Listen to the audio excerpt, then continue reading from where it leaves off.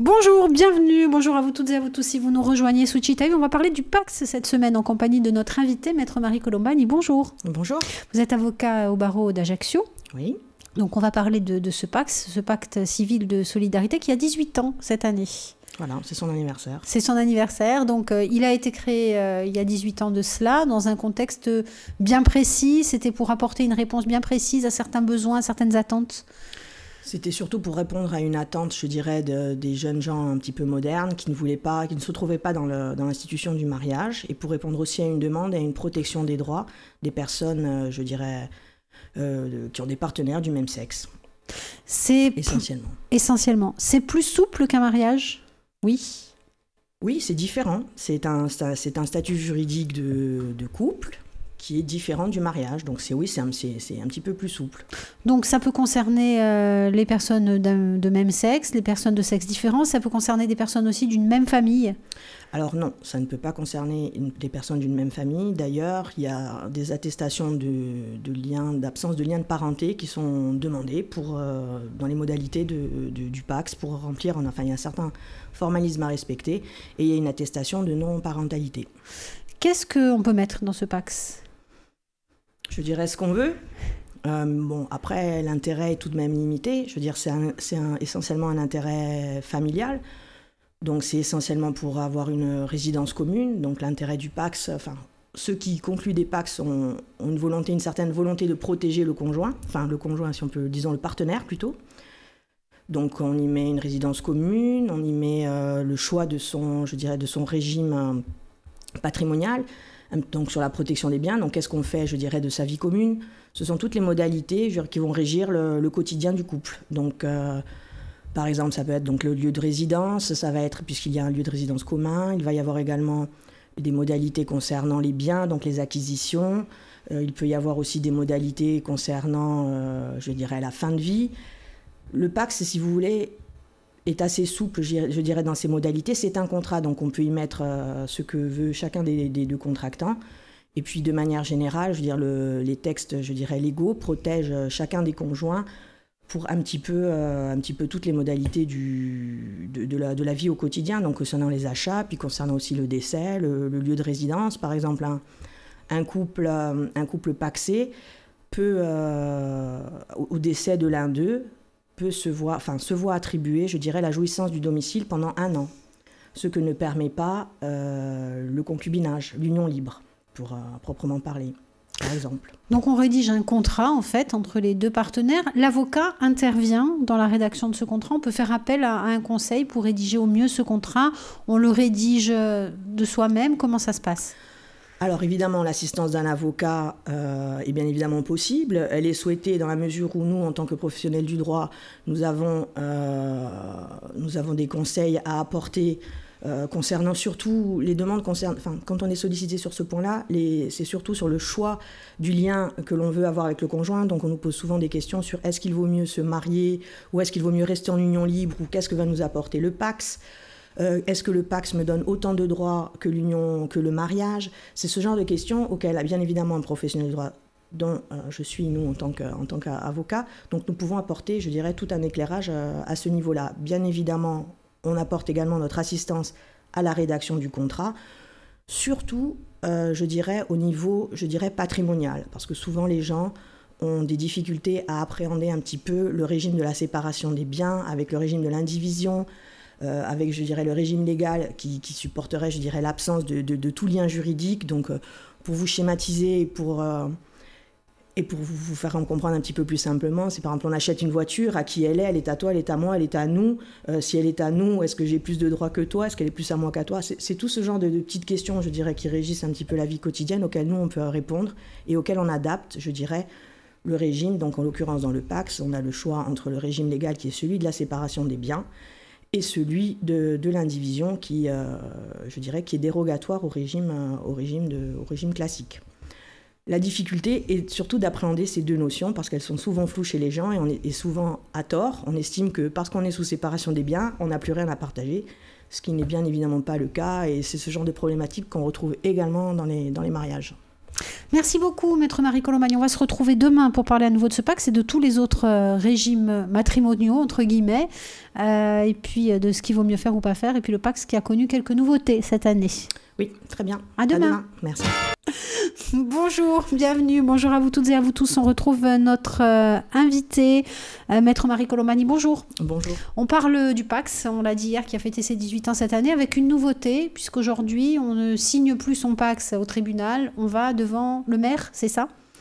Plutôt devant l'état civil, devant l'officier d'état civil, oui, on ne dérange pas trop le maire pour ça, sauf que, enfin, pas sauf, je dirais, on peut faire la demande et avoir une cérémonie civile, je dirais, en présence du maire ou de ses adjoints, au même titre que le mariage. Donc la cérémonie civile du Pacs peut aussi se faire, mais c'était déjà le cas avant, je dirais, cette réforme.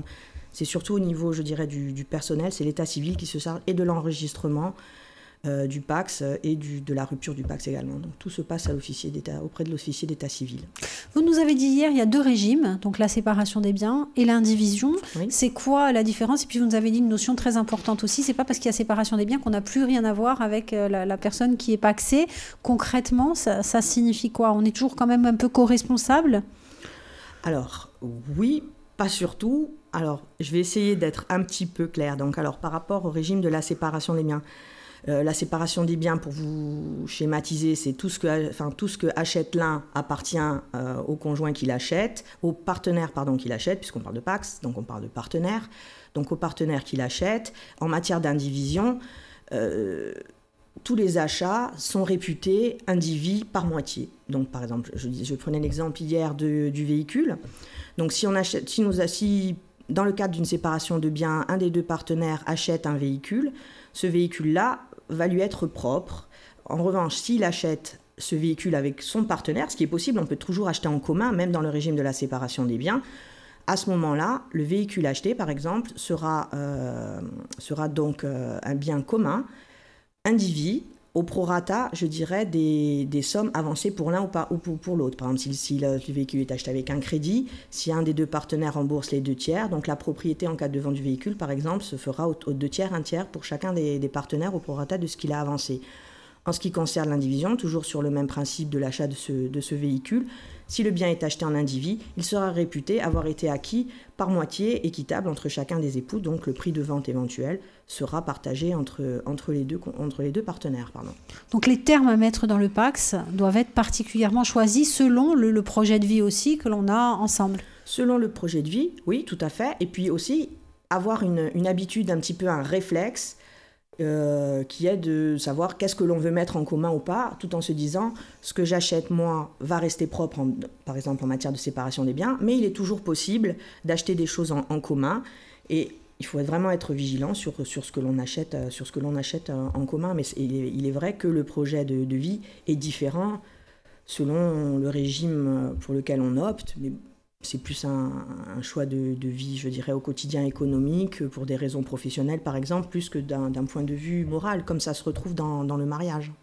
Alors, à qui ce Pacs est-il opposable ? On sait qu'aujourd'hui, il y a par exemple beaucoup de familles recomposées, avec des gens qui ne se remarient pas, mais qui peut-être se Pacs. Vis-à-vis des enfants, comment ça se passe en fait ? Est-ce qu'il y a une réglementation particulière ?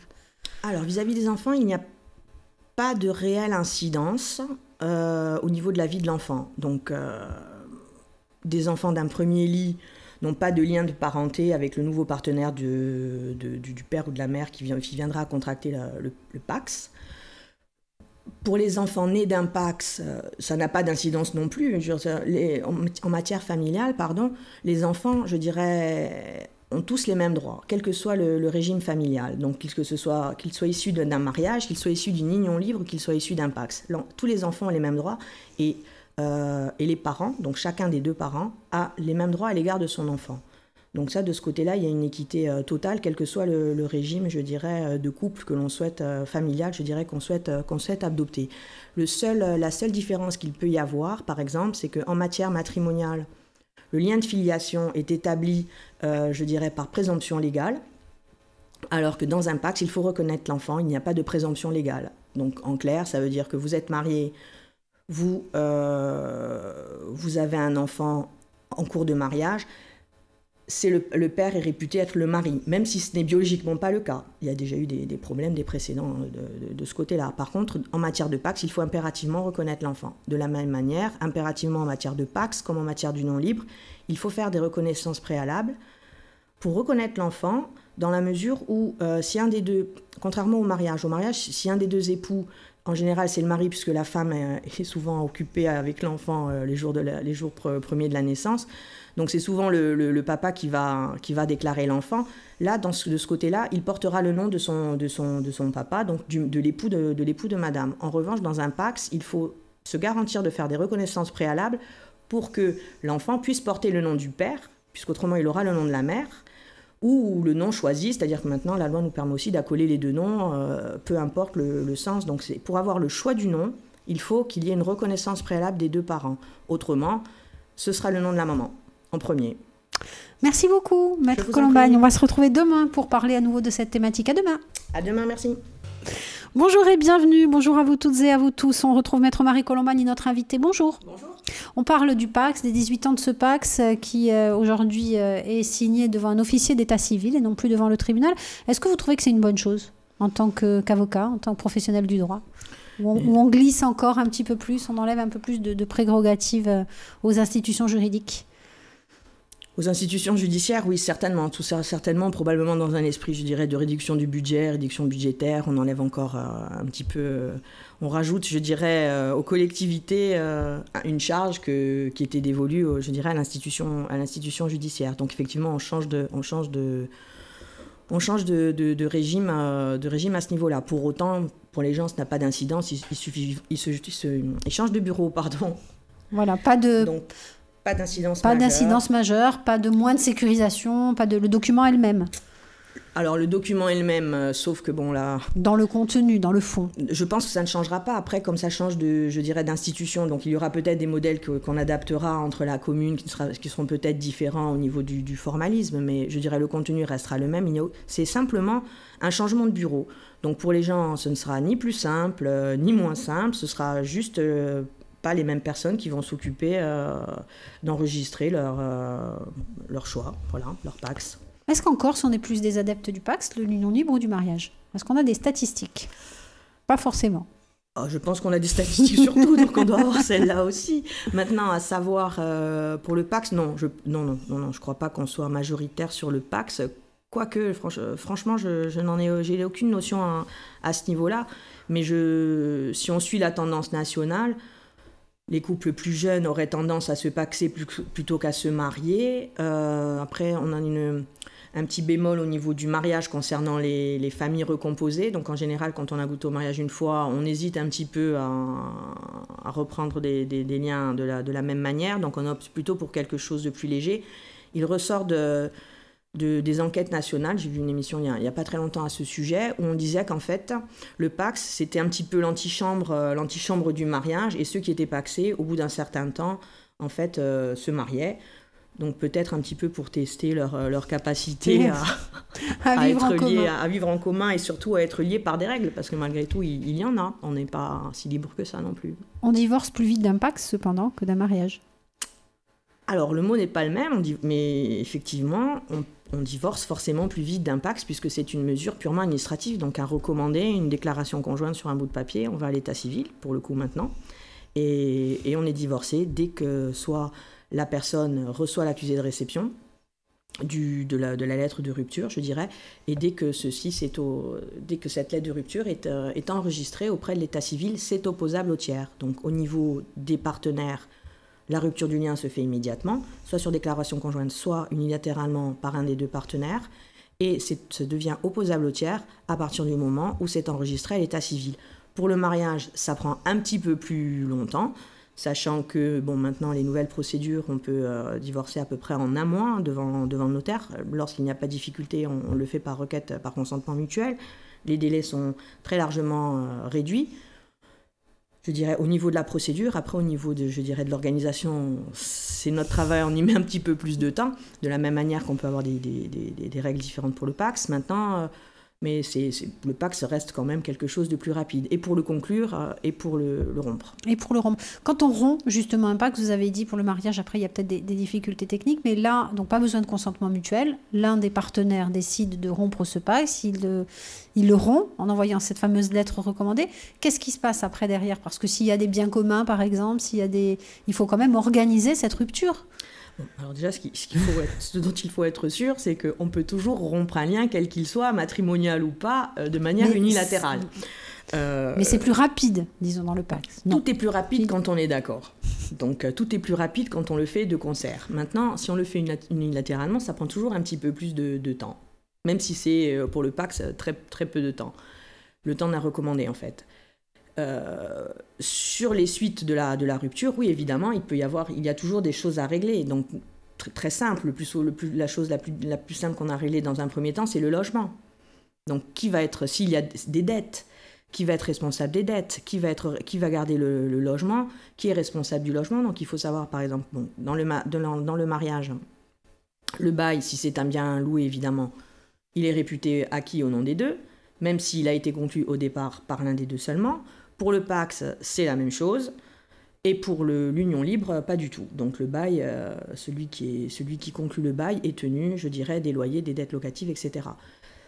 Le partenaire du Pacs, en cas de décès pour concernement le logement, je vous l'ai dit la dernière fois, donc il peut rester à peu près 1 an bénéficier du logement pendant 1 an.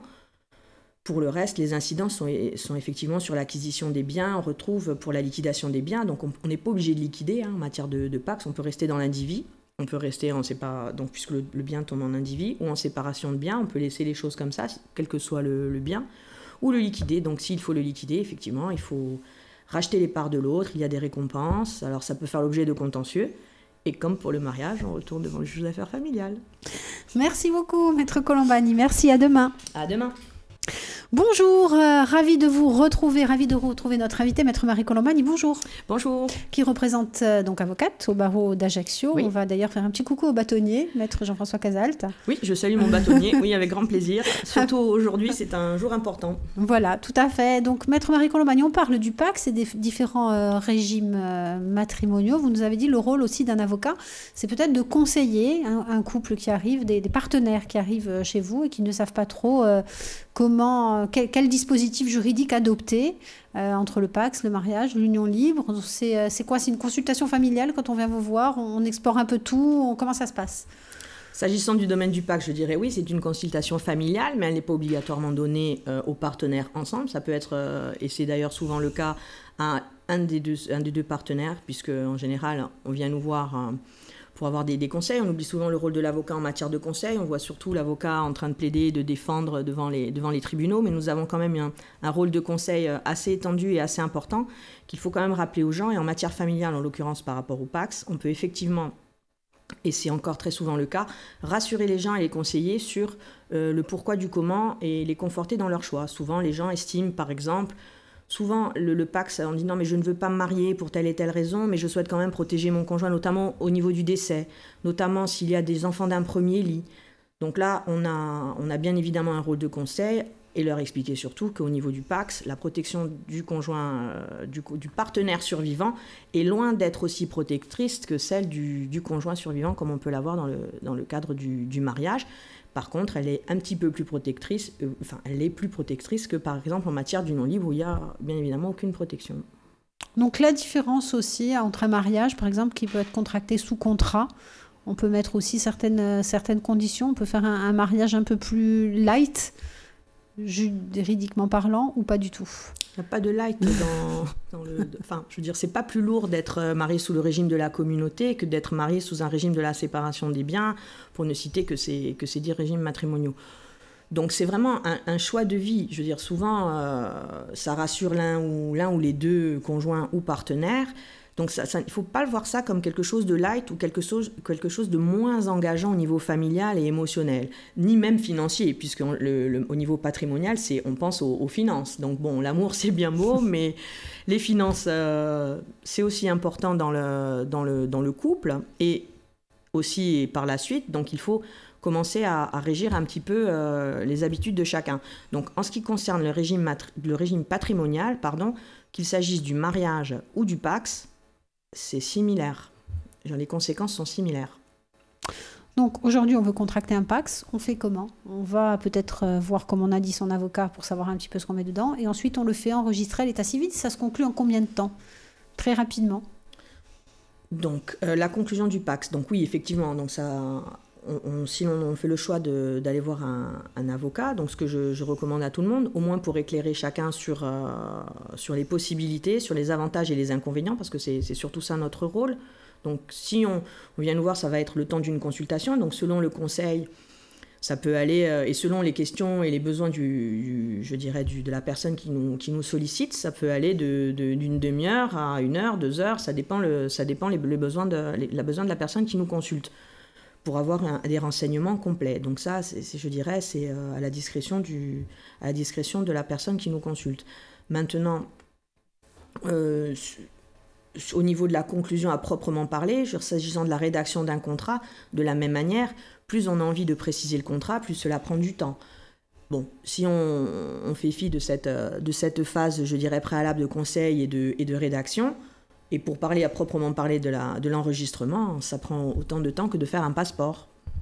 On va simplement à l'état civil et on enregistre cela, ça se fait assez simplement. Assez simplement, puis d'autant plus que maintenant les démarches administratives vont être simplifiées dans plein de domaines, puisque vous parliez du passeport, donc on va peut-être pouvoir avoir encore plus d'accès à l'état civil. On verra. Je souhaite la simplification. Oui.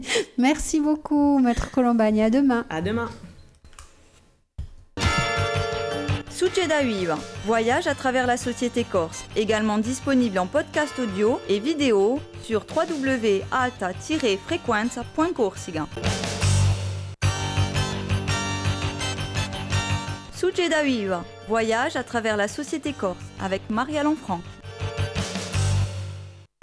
Bonjour et bienvenue. Bonjour à vous toutes et à vous tous. Dernier rendez-vous de Succeda Viva de la semaine en compagnie de Maître Marie Colombani. Bonjour. Avocate au barreau d'Ajaccio. On a parlé du PACS, on a parlé des régimes matrimoniaux. Mais votre rôle, en fait, en tant qu'avocat, il y a des spécialités dans les avocats.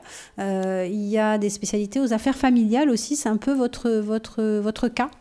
Alors, je ne suis pas un spécialiste à proprement parler, parce que bon, dans notre profession, c'est quand même une spécificité. Donc, moi, je ne suis pas un spécialiste, même si le droit de la famille, je dirais, occupe l'activité de mon cabinet, je dirais, dans sa plus grande partie, de la même manière que le contentieux familial occupe la plus grande partie du contentieux, je dirais, au niveau juridictionnel, notamment du TGI d'Ajaccio. Donc, le droit de la famille, les contentieux familiaux, il y en a beaucoup aujourd'hui en Corse. Vous avez dit, c'est ce qui occupe la plupart. Oui. Ce sont des affaires pas faciles à juger. Dès que nous sommes dans l'humain, c'est toujours très compliqué. En matière familiale, ça l'est d'autant plus que souvent, c'est lié, je dirais, aux enfants, aux problématiques liées aux enfants. C'est toujours chargé d'émotions, puisque c'est toujours la rupture d'un couple, donc il y a beaucoup de ressentiments, etc. dans ce genre de dossier. Et puis, même si ça ne dépend pas, je dirais, à proprement parler du juge aux affaires familiales, il y a le pendant des successions, qui souvent en matière de PACS, de partenaires, etc. À ce niveau-là, dans ces dossiers-là, on retrouve aussi une implication et des incidences au niveau successoral. Alors, question peut-être bête, mais comment est-ce qu'on arrive à, en même temps, défendre son client dans une affaire familiale et en même temps prôner l'apaisement ? C'est notre rôle en tant qu'avocat. Nous avons déjà un rôle de conciliation. Ça a d'ailleurs été inscrit dans le cadre de la loi, puisque maintenant, depuis ces 2 dernières années, la loi nous fait l'obligation de concilier les parties et d'avoir dans un premier temps des démarches amiables avant de saisir la juridiction au niveau d'un contentieux. C'est une obligation légale que nous avons aujourd'hui. Donc cela renforce notre rôle de conciliateur et de médiateur. Donc pareillement, comme je vous le disais la dernière fois, on a souvent tendance à penser que l'avocat c'est quelqu'un de belliqueux, Ça peut nous arriver, mais dans un premier temps, effectivement, on prône souvent l'apaisement, notamment quand il y a des enfants. Ça reste toujours une problématique familiale, donc il y a toujours des liens familiaux qui perdurent, puisqu'il y a souvent quelque chose à partager, que ce soit des enfants, que ce soit un aspect financier. Ça ne peut pas se régler sans apaisement, sereinement en tout cas, ça ne peut pas se régler sereinement. Est-ce qu'aujourd'hui, justement, on entend la parole des enfants ? Oui, tout à fait, bien sûr. Donc ça aussi, c'est la parole de l'enfant est inscrite dans cette possibilité est inscrite bien évidemment dans les textes. Donc vous avez pareillement une obligation. Donc chacun des partenaires ou des parents, on peut les appeler les parents. Là, on sort un petit peu du PACS. Donc on est tous parents quand on a des enfants, quel que soit le régime matrimonial choisi. Donc le régime familial, pardon. Donc les enfants, nous avons l'obligation d'informer les enfants. Si les parents ne sont pas d'accord sur le mode de garde, notamment, on a l'obligation d'informer nos enfants. S'ils ont l'âge de discernement, donc l'âge de discernement, c'est toujours à la discrétion de quelqu'un, c'est toujours à la discrétion des parents, pardon, mais il ne faut pas espérer qu'un enfant de moins de 7 ans soit auditionné raisonnablement. Après, il peut toujours y avoir des exceptions, mais cela est plutôt rare. Donc l'enfant est auditionné par le juge s'il le demande. C'est un droit de l'enfant qui doit être pleinement exercé, ou à la demande des parents. Donc mais en revanche, c'est bien une obligation de chacun des parents d'informer son enfant de cette possibilité dans le cadre d'une procédure de divorce notamment. Eh bien, merci beaucoup, Maître Colombani, d'avoir passé cette semaine en notre compagnie. Je vous en prie. On vous retrouvera peut-être très bientôt pour parler d'autres thématiques. Le plaisir a été pour moi, ce sera avec plaisir. Voilà, et puis on vous rappelle que cette émission, vous pourrez la retrouver en podcast audio et vidéo dès tout à l'heure sur le www.alta-frequenza.org, siga sur notre application, également sur nos réseaux sociaux. À très bientôt. À très bientôt, merci.